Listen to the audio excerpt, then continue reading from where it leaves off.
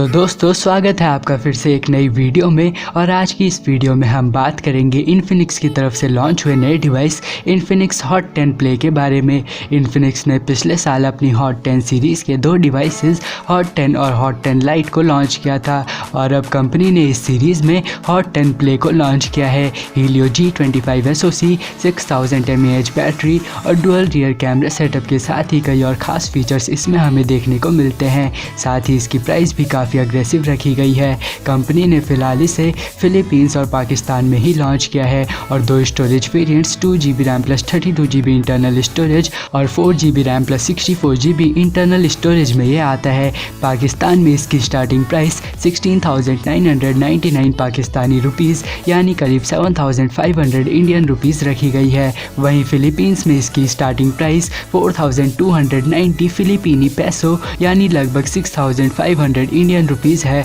और ख़ास बात यह है कि सेल के फर्स्ट डे में इसकी प्राइस 3,790 फिलीपीनी पैसो यानी करीब 5,700 इंडियन रुपीज़ होगी। पाकिस्तान में भी इसके प्री ऑर्डर्स पर कुछ ऑफर्स देखने को मिलेंगे।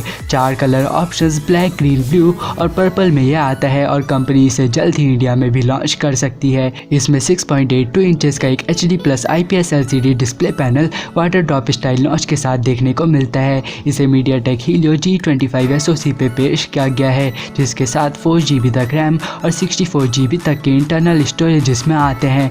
साथ ही इसकी इंटरनल स्टोरेज को माइक्रो SD कार्ड की मदद से यूज़र्स और 512GB तक एक्सपेंड कर सकते हैं। कैमरा सेक्शन की बात करें तो इसके बैक पैनल में डुअल रियर कैमरा सेटअप दिया गया है जिसमें 13 मेगापिक्सल का प्राइमरी सेंसर और एक 2 मेगापिक्सल का डेप्थ सेंसर मिलता है। वहीं फ्रंट की साइड इसके नॉच में 8 मेगापिक्सल का कैमरा दिया गया है। पावर बैकअप के लिए 6000 mAh की बैटरी, 10 वाट चार्जिंग सपोर्ट और माइक्रो USB पोर्ट के साथ देखने को मिलती है।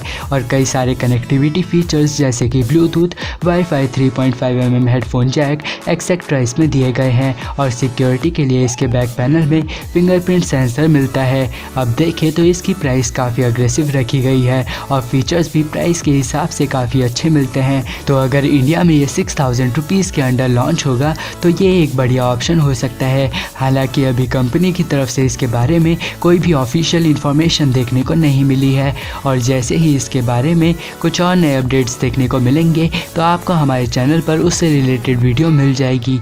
इसलिए अगर आपने अभी तक हमारे चैनल को सब्सक्राइब नहीं किया है तो चैनल को सब्सक्राइब ज़रूर करें और साथ ही बेल आइकन दबाने के बाद इस वीडियो को लाइक भी कर दीजिए।